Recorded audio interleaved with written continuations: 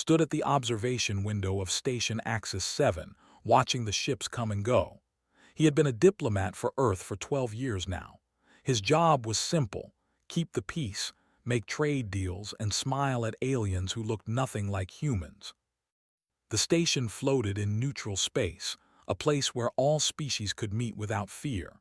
Hundreds of different aliens walked through the corridors every day. Some had fur, some had scales, and some looked like walking plants. They all came here to trade, talk, and avoid war. Liked his job because it was boring. Boring meant peaceful. Boring meant no one was dying. "Another quiet day," said, walking up beside him. She was a scientist who studied alien biology. Her lab was 3 levels down from his office. They had become friends over the years. "Quiet is good," replied. He sipped his coffee, a luxury that cost a fortune this far from Earth. Looked worried. "Have you heard the news from the border worlds?" Turned to face her. "What news?" "They are moving ships, a lot of ships." Pulled up a data pad and showed him. "My contacts say they're gathering near space." They were a gentle species. They grew food for half the galaxy. They had no weapons, no armies, and no desire for either. Their whole culture was built on philosophy and farming. Had met a few. They reminded him of monks, always calm and thoughtful. They were the opposite. They were a warrior race, reptilian and aggressive.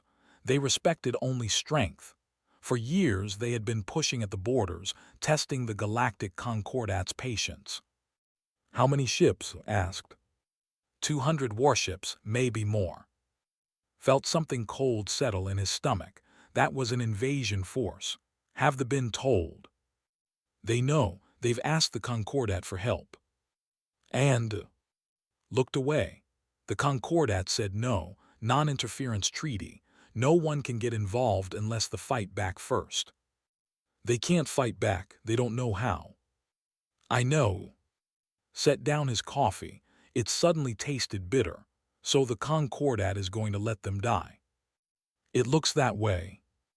Across the galaxy, on a small medical frigate called the Mercy Light, Captain received the same news. She had been delivering medical supplies to a colony world when the message came through. Was not like most ship captains.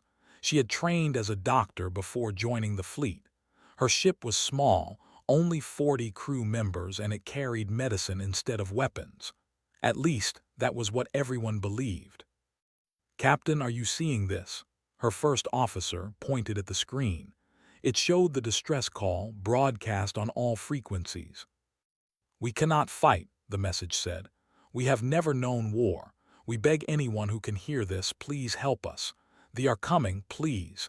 Is there no mercy in this universe?" Felt her jaw tighten. She had visited worlds before.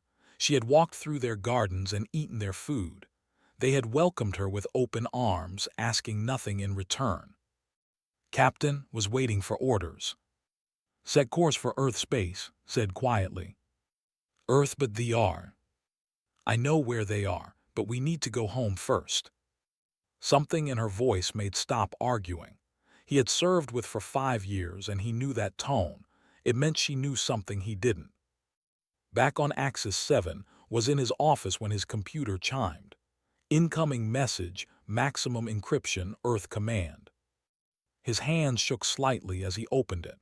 Earth Command rarely contacted individual diplomats. When they did, it meant something serious. The message was short.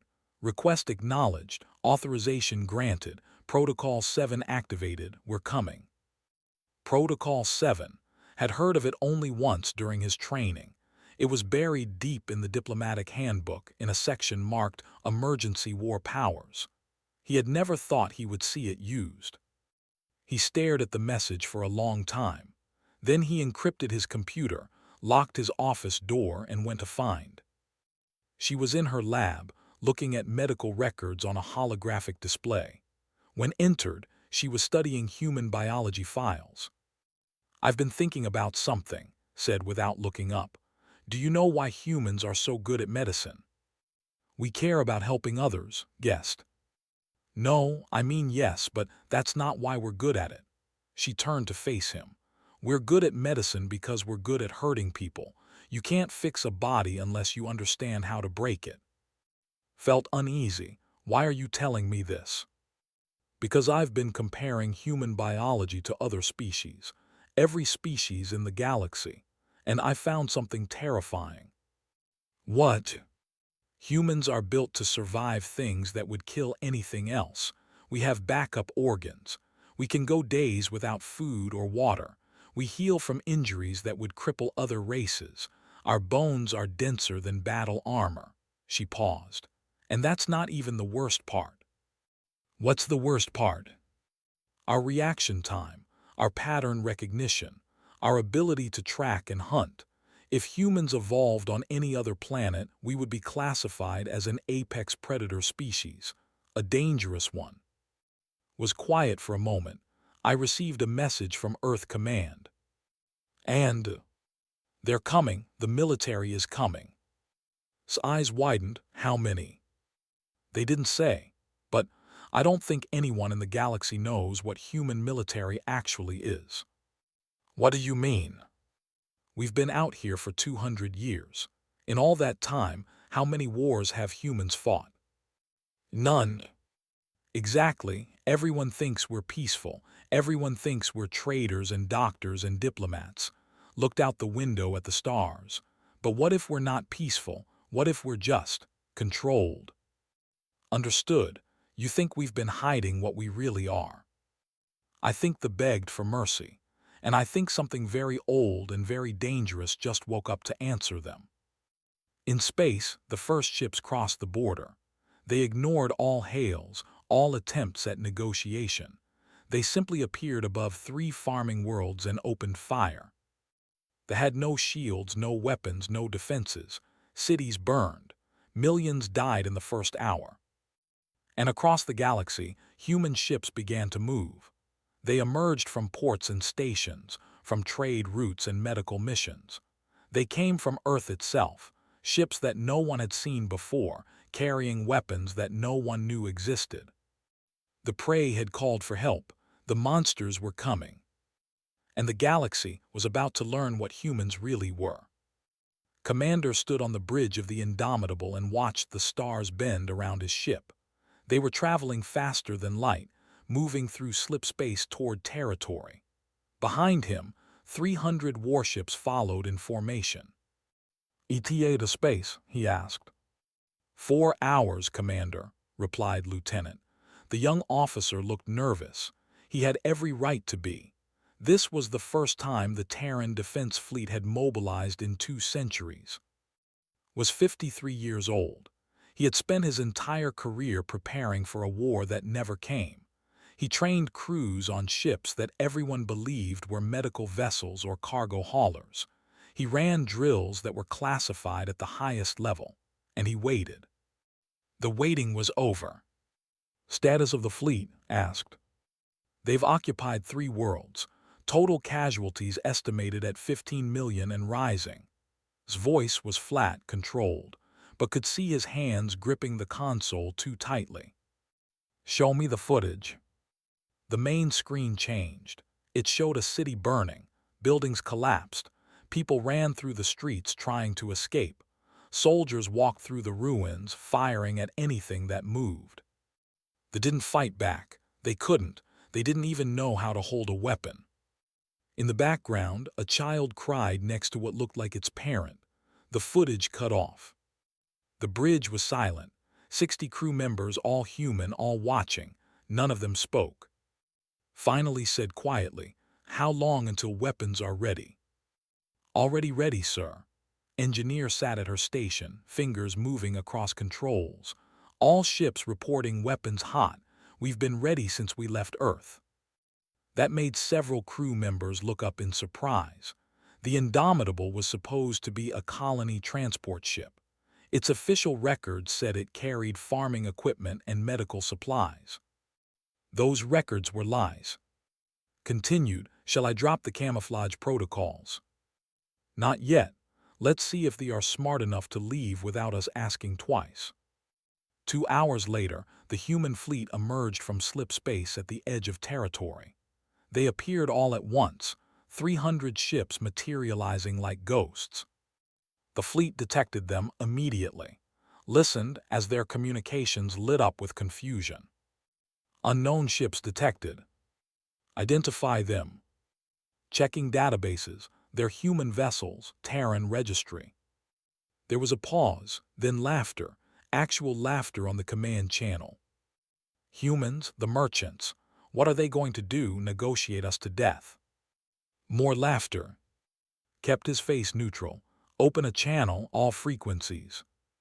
Channel open, sir. Attention, Empire. This is commander of the Terran Defense Fleet. You have committed acts of war against a peaceful species. You will withdraw immediately from space or face the consequences. The commander responded almost immediately. His face appeared on screen, reptilian features twisted in amusement.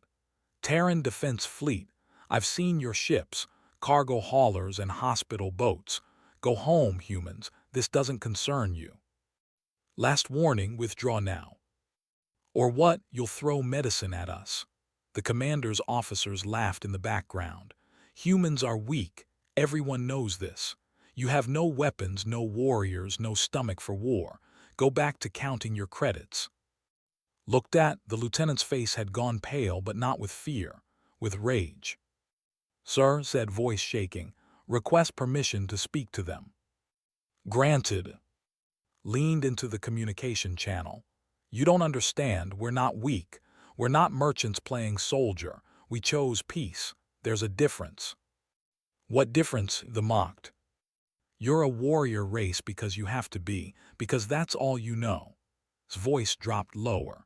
We're warriors because we chose to stop, because we got too good at it, because we almost destroyed ourselves. The laughter on the channel stopped. 200 years ago, Earth went quiet. Do you know why? Because 12 billion humans died in the gene wars. We fought ourselves for 50 years. We created weapons that could crack planets. We built soldiers that couldn't die. We made viruses that could wipe out continents in days, stared at the screen. And then we stopped. We looked at what we'd become and we decided never again. We put away our weapons. We became traders and doctors. We chose peace. Then you have nothing to threaten us with, the said, but he sounded less certain now. No, interrupted. He's saying we chose peace, not that we forgot how to make war. We just got very, very good at pretending we did. He nodded to drop camouflage all ships. His fingers flew across her controls, dropping camouflage now. The human ships changed. Panels slid away, revealing weapons that had been hidden for 2 centuries. Rail guns emerged from cargo bays. Missile ports opened where medical supplies were supposed to be stored. Shield generators hummed to life, technology that no one knew humans possessed. The colony transport, indomitable, transformed before the fleet's eyes. Its true form emerged, a warship designed to fight other humans, the most dangerous enemy humanity had ever faced. 300 ships, all of them doing the same thing. The peaceful fleet became an armada. On the command channel, silence. Then someone whispered, by the void. They've been hiding warships as merchant vessels. For 200 years, confirmed. Every cargo ship you've ever seen from Earth, every medical frigate. All of them were warships. We've been ready this entire time. We just hoped we'd never need to be. The commander's face had changed. The amusement was gone. This is a trick, some kind of bluff. Test us, said simply. Please, give the order to attack. I'm actually begging you, because every human on every ship in this fleet has been training their entire lives for this moment. We've been holding back, playing pretend, being peaceful for 2 centuries, and we're tired of it. Added, you wanted to know the difference between you and us. You fight because it's your nature. We fight because we choose to, and that makes us so much worse. The commander hesitated. For the first time, doubt showed on his face. You're outnumbered. I have 500 ships to your 300. Yes, agreed. That seems fair for you, I mean. You're insane. No, we're human. There's a difference, but you're about to learn it. The commander made his decision. Pride or stupidity or just centuries of believing his species was superior. All ships open fire, destroy the human fleet. The Armada, 500 warships strong, turned toward the human fleet, weapons charged, missiles launched. On the Indomitable's bridge, watched the attack begin. He waited until the missiles were close, until he could see them on the screens, filling the space between the fleets. Then he said almost gently, "Weapons free, show them why Earth went silent." What happened next would be recorded in every military database in the galaxy. It would be studied for centuries. Races that had never feared anything would watch the footage and learn terror. The human ships moved, not like cargo haulers, not like merchants playing at war. They moved like predators that had been chained too long. Point defense systems, far more advanced than anything the galaxy had seen, destroyed every missile before it reached the fleet. Rail guns fired, accelerating metal slugs to a fraction of light speed. They punched through shields like paper. Human plasma weapons, designed to kill other humans who could survive almost anything, melted through armor. Nuclear missiles, tactical and clean, detonated in precise patterns. In the first 60 seconds, 50 ships died. The fleet tried to return fire. Their weapons hit human shields and stopped. The shields had been designed to protect against human weapons, which meant they could stop almost anything else. "Sir," reported, "they're trying to retreat." "Don't let them," his voice was cold. "They wanted war, give it to them." The human fleet advanced. Not fast, not rushed. Steady, methodical, inevitable, like a pack of wolves closing in on prey. They ran, and the humans followed. Checked his armor one last time before the drop. Around him, 200 soldiers did the same. They were in the belly of a, waiting to fall toward the planet below. The planet was called Prime, the of the species. Soldiers occupied the capital city. They had been there for 6 days, and in those 6 days, 3 million had died. 5 minutes to drop, the pilot announced. Was a major in the Terran ground forces. He was 37 years old. He had trained for war his entire adult life, but he had never actually fought one. None of them had, until now. "Major, are you scared?" asked Private. She was young, only 22, and this was her first combat operation. "Yes," answered honestly. "Fear keeps you alive, use it." The shook as it entered the atmosphere. Activated his helmet display. It showed the city below, marked with red indicators where forces were positioned. "Listen up," said over the squad channel. "Rules of engagement are hostile, are civilians. Do not fire unless you're certain of your target, understood?" "Yes, sir," 200 voices replied. "One more thing," paused. "Some of you are wondering if we're really as good as they say, if all the training was worth it. You're about to find out. Humans evolved to hunt. We're the best trackers, the best endurance runners, the best pack hunters in the known galaxy. To think they're warriors. We're going to show them what real predators look like." The bay doors opened. Below, the city spread out like a map. Could see fires burning, buildings destroyed. "Go, go, go." They dropped. 200 humans fell through the sky, armor jets controlling their descent. They landed in different parts of the city, spreading out like a net. Hit the ground in a residential district. His boots cracked the pavement. He rolled, came up with his rifle ready, and scanned the area. 3 soldiers stood 50 meters away. They turned, surprised by the sudden arrival. They didn't get a chance to raise their weapons. His rifle fired 3 times. 3 shots, 3 kills. They fell before they could react. Human reflexes, trained for decades, faster than anything that had evolved. "Area secure," reported, "moving to Objective Alpha." Across the city, the pattern repeated. Human soldiers landed, engaged, and won. They had numbers, but numbers didn't matter against humans who had spent 200 years preparing for war. In a different part of the city was hunting. She was a sniper, trained in patience and precision, while other soldiers engaged in direct combat climbed. She found a tall building, partially destroyed, and made her way to the top. From there, she could see the entire city.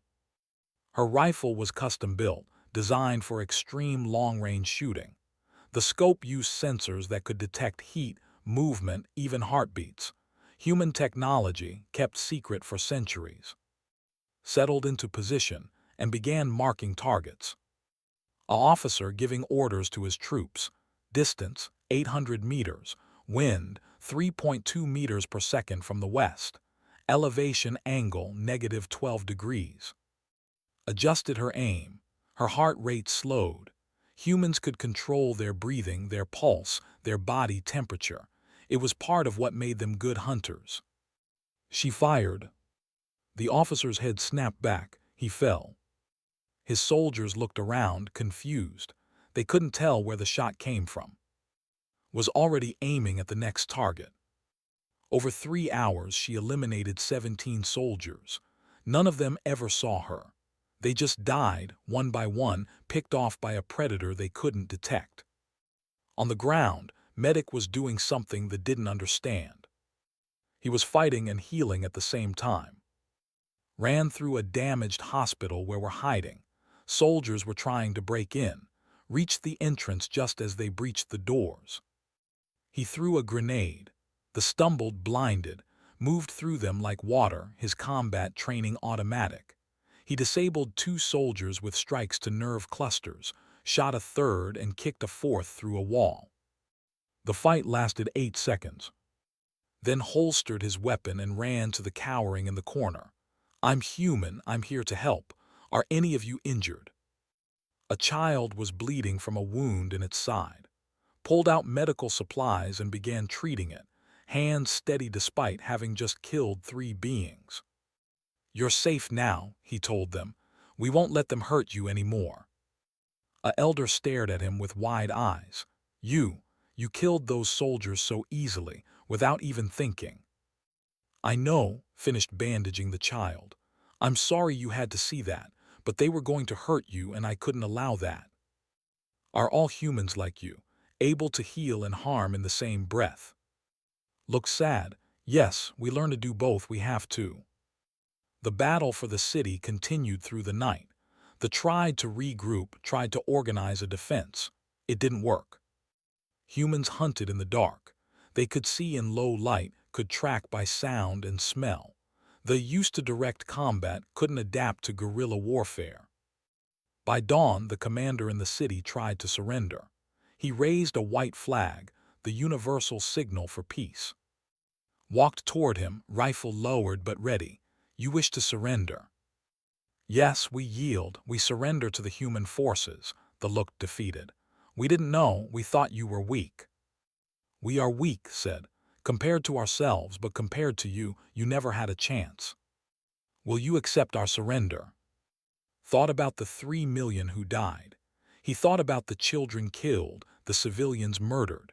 He thought about the hospitals bombed and the cities burned. "No," he said finally. The commander looked shocked, "but the rules of war. Your soldiers killed civilians, they targeted the helpless, they bombed hospitals." His voice was flat.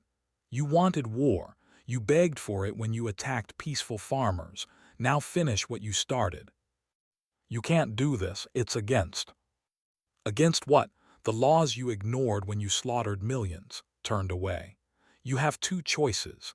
Leave this planet now or we hunt every single one of you until none remain. Choose." They chose to run. They fled the city in panic, abandoning equipment and wounded. They ran like prey because that's what they had become. The humans let them go, not out of mercy, but because they wanted to spread the word. In orbit, the space battle had turned into a massacre. The fleet, once 500 ships strong, was down to less than 200. They tried to retreat, but the human ships were faster. Watch from the Indomitable's bridge as another vessel exploded.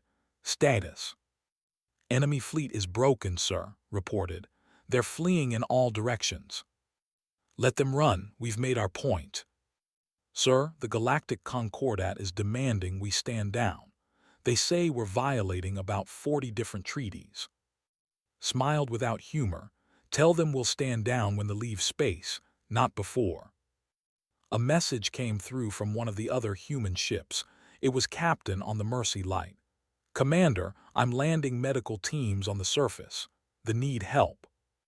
Approved, take whoever you need. His face appeared on screen. She looked tired. They are scared, of the yes but also of us. I know. They think we're monsters. We are monsters, we're just their monsters now. Looked at the planet below, where millions had died and millions more needed saving. Get down there and help them. Show them that monsters can have mercy, even if we don't give it to our enemies. The battle was over in 11 days. The empire, which had existed for 1,000 years, was broken. Their military was destroyed. Their pride was shattered.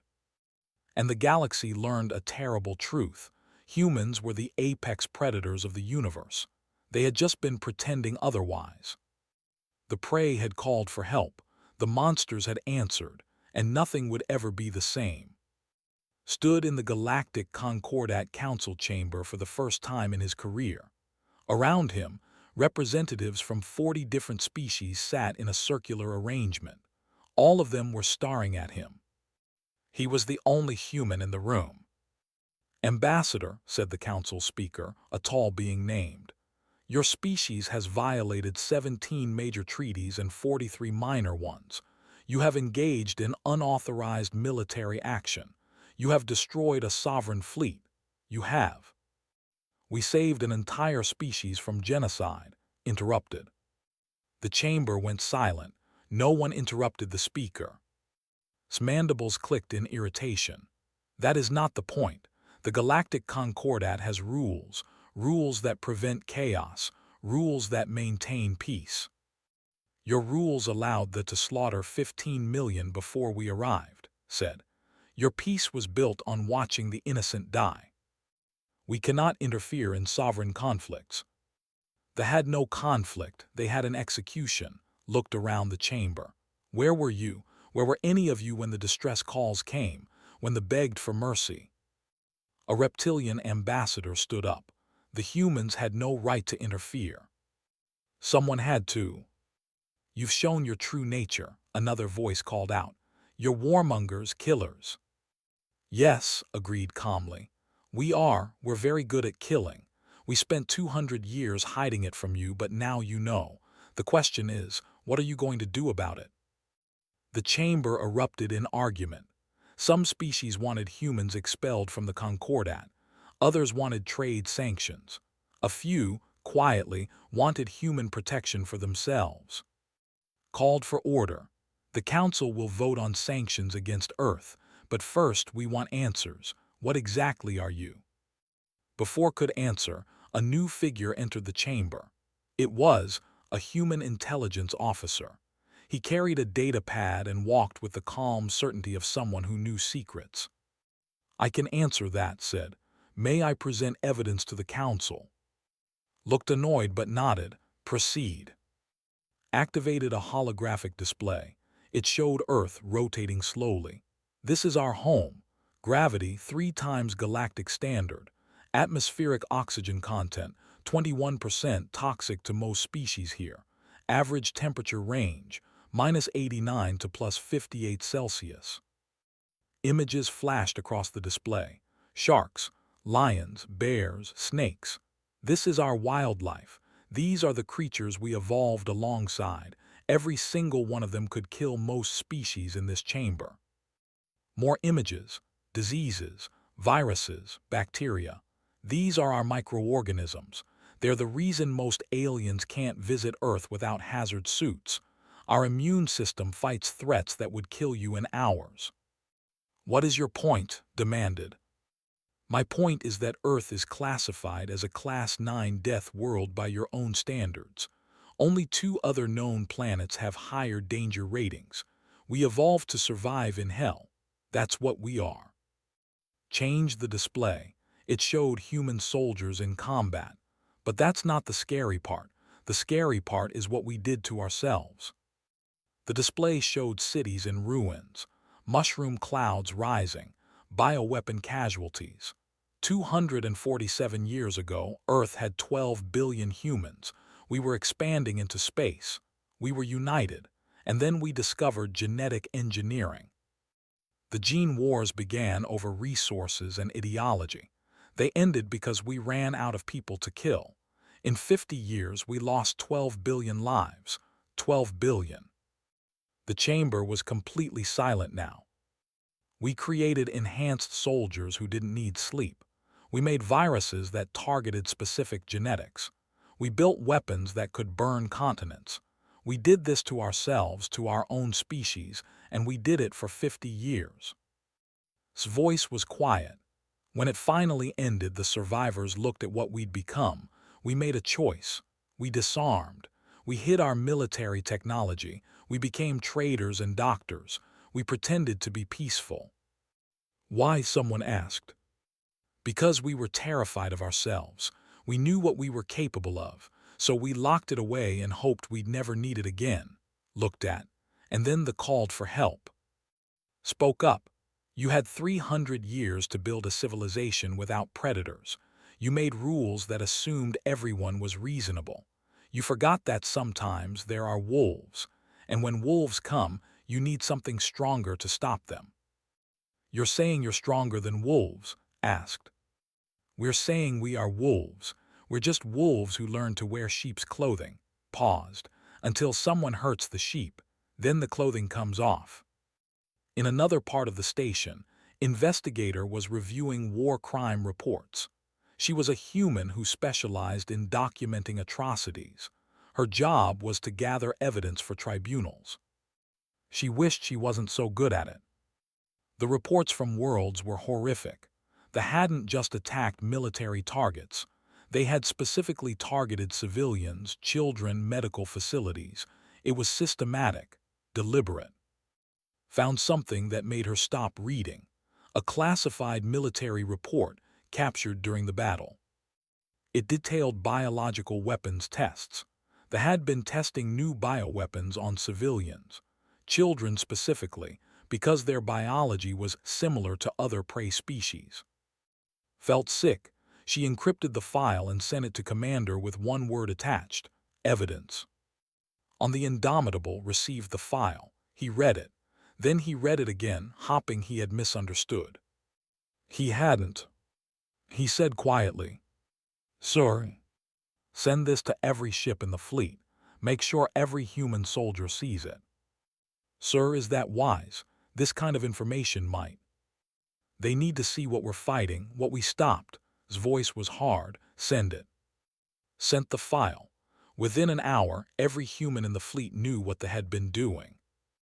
Something changed in the human forces that day. They had been professional soldiers, following orders, doing their duty. Now they became something else. They became angry. A fleet tried to regroup near their home system. The human fleet found them. The battle lasted 20 minutes. No ships survived.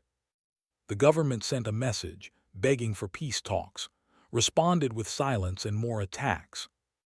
On Axis 7 station, an ambassador approached in a corridor. "Please, you must help us. Your people won't stop. They won't negotiate." "Did you negotiate with the?" asked. "That was different." "How?" "We are warriors. It's our nature."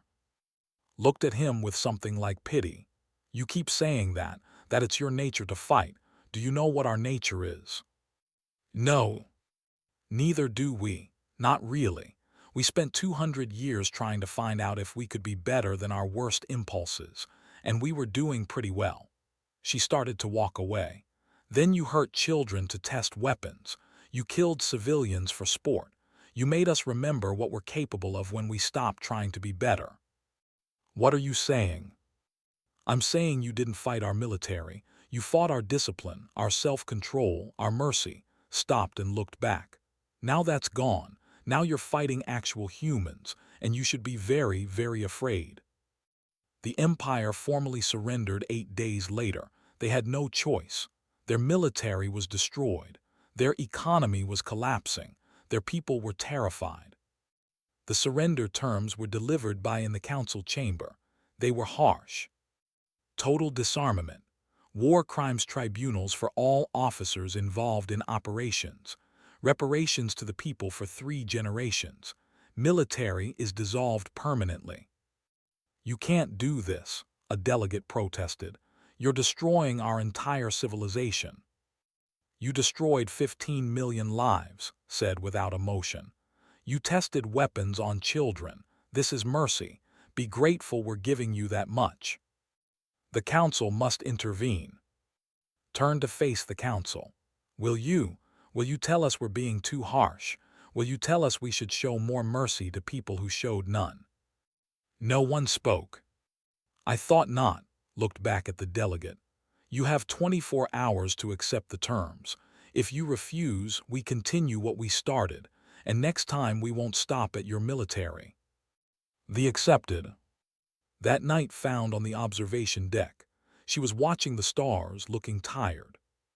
Is it over? She asked. The fighting is, everything else, I don't know. They are afraid of us now, did you hear? They're grateful but they're scared. I know. Is that what we are now? The monsters that other monsters fear? Thought about it? Maybe. But maybe that's what the galaxy needed. Someone willing to be the monster so others don't have to be. That's a heavy burden. Yes, agreed. But it's ours to carry now. They begged for mercy. We gave them justice. Sometimes those aren't the same thing. Below them, human ships prepared to return home. The galaxy would never forget what had happened. Neither would humanity. 6 months had passed since the war ended. The galaxy was still adjusting to the truth about humanity. On Prime, the capital city was being rebuilt. Humans worked side by side, clearing rubble and constructing new buildings. It was strange to watch, predator and prey working together in peace. Captain walked through the medical center she had helped establish. Patients filled the beds, recovering from wounds both physical and mental. Human doctors moved between them, offering care with the same hands that had killed soldiers months before. A young child, no more than 5 in human years, watched with wide eyes. The child's arm was in a cast, broken during the occupation. Are you really human? The child asked. I am, replied, kneeling down to be at eye level. My parent says humans are the scariest things in the universe. Felt her heart sink a little. What do you think? The child considered this seriously. I think you're scary, but you're also nice. You fixed my arm. Can something be both? Yes, said softly. Things can be both. People can be both. The child seemed satisfied with this answer and went back to playing with a toy. Stood up, feeling older than her 42 years. A doctor approached her. His name was, and he had worked alongside since the medical center opened. The child speaks truth, said. We are grateful for your help, but we are also afraid. I understand. Do you? Your people saved us. You stopped the when no one else would. You've helped us rebuild, but we've seen what you can do. We've watched the recordings of the battles. The efficiency, the precision, the brutality looked uncomfortable. How do we trust such dangerous beings? You don't have to trust us, said.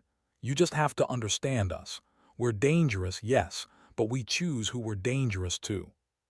And if you choose us someday. Met his eyes. Then we would be exactly what you fear, but we've had 200 years to conquer this galaxy if we wanted. We didn't. We became your doctors and your traders. We helped you grow food and cure diseases. That should tell you something about what we choose to be. Nodded slowly. Perhaps, but choices can change. Yes, admitted. They can. That's why we locked our weapons away for 2 centuries. We know what we're capable of when we make the wrong choices. In the Galactic Concordat Council chamber, the debate had been going on for weeks. What to do about humanity? Some species wanted humans expelled from the Concordat. Others wanted them restricted. A few wanted to make them the galaxy's official peacekeepers. The elder, the leader of the species, had come to address the council. He was old, his fur gray with age, but his eyes were clear. "Members of the council," he began, "you are debating what to do with the humans. You fear them. I understand this. I fear them too." Murmurs of agreement rippled through the chamber. "But I want to tell you something. Before the war, I knew what humans were. My friend, the scientist, she told me years ago. She showed me the medical records, the biology, the history. She showed me Earth." The elder's voice grew stronger. "I knew they were predators. I knew they were dangerous. And when they came, when no one else would help us, I knew who to call." "You deliberately called predators to fight for you?" someone asked, shocked. "Yes, because only a predator can stop another predator. We tried diplomacy. We tried appealing to the council. We tried everything peaceful beings could try. And 15 million of my people died while we waited for help that never came." The chamber was silent. "The humans came because we begged them to. They killed because we needed them to. They became monsters because we needed monsters." The elder looked around at all the species represented. "Do not punish them for being what we asked them to be." Standing at the back of the chamber, felt something tight in his chest. He hadn't expected to defend humanity. The elder continued, "I propose something different. I propose we accept what humanity is and use it to protect those who cannot protect themselves. Make them the shield of the peaceful species. Let them be the monsters so the rest of us don't have to become monsters ourselves." "You want to unleash them on the galaxy?" The council speaker sounded horrified. "I want to give them purpose, structure, rules." The elder's voice was firm. "Right now you're making them your enemy. Make them your guardians instead." The debate lasted 3 more weeks. Finally, the council voted. The Terran Protectorate Clause was established by a narrow margin. Humanity would be allowed to intervene militarily, but only under specific conditions. When a peaceful species faced extinction-level threats, when genocide was occurring, when no other option existed. There were restrictions, oversight, and consequences for abuse, but the message was clear. The galaxy's predators had been given official permission to protect the prey. On Earth, Commander sat in his office at Defense Command Headquarters. The walls were decorated with old military insignia from before the Gene Wars, reminders of what humanity had been. Entered carrying a data pad. "Sir, new orders from the Council were to maintain a ready fleet but scale back to defensive positions." Good looked relieved. "I was getting tired of war." "Were you really, sir?" Looked at his young officer. "Do you know what scared me most during the war?" "No, sir." "How good I was at it, how natural it felt, how easy it was to give orders that killed thousands." Set down the stylus he'd been holding. "I spent 30 years training for war, hoping it would never come, and when it did, I was efficient, professional, perfect, and that terrifies me. Because it means we haven't changed. Because it means we can't change, not really. We can control it, channel it, hide it, but we're still predators underneath." Stood up. "That's why this protectorate clause is important. It gives us rules, structure, a leash." "You think we need a leash, sir?" "I think every apex predator needs a leash, especially one that's as dangerous as we are." On Axis 7 station and shared a meal in the observation lounge. Outside the windows, ships from dozens of species moved through space. Trade continued. Life went on. "I heard from," said, "the medical center on Prime is doing well. They're training doctors in trauma medicine now." "That's good, they'll need it." She said they are still scared of humans. "I don't blame them," ate slowly thinking. "We showed them what we are, you can't unsee that." "Do you think we did the right thing?" asked. It was the same question she'd asked months ago and still didn't have an answer for. "I think we did the necessary thing," said. "The needed help, we gave it. Was it messy? Yes. Was it brutal? Absolutely. But they're alive. 15 million aren't, but the rest of their species survives because we acted. And now we're the galaxy's official monsters. Better that than unofficial ones." looked out at the stars. At least this way there are rules, oversight. We can't just decide to conquer anyone we want. Could we conquer the galaxy, I mean? Thought about it. About the human fleet, the weapons, the soldiers who had proven themselves against the. Probably. In 10 years, maybe less, we could control most of known space. Why don't we? Because then we'd have to rule it. And ruling requires the very thing we're worst at, restraint over long periods. He smiled sadly. We're good at quick violence, terrible at long-term occupation. We learned that during the Gene Wars. They sat in comfortable silence for a while. Finally said, I saw recordings from the battle, what our soldiers did, the efficiency of it. And I was proud, and I was horrified both at the same time. That's good, said. How is that good? Because it means we still have our conscience. The day we stop feeling horror at what we can do is the day we become actual monsters, not just scary ones. Major stood on a training field on Mars, watching new recruits run drills. They moved through combat scenarios, learning the same skills he had learned, preparing for wars they hoped would never come. A young private approached him. Sir, is it true what they say, that we almost destroyed ourselves? Yes, replied. And we could do it again. Yes. Then why do we keep training? Why do we keep preparing for war? Watch the recruits practice. Because someone has to be ready, someone has to be capable. The galaxy is dangerous and peaceful species need protection. We chose to be that protection. Even though it makes us dangerous. Especially because it makes us dangerous. Power without purpose is just destruction, but purpose gives power meaning. Looked at the young soldier. We're not training you to be killers. We're training you to be protectors who can kill when necessary. There's a difference. What difference?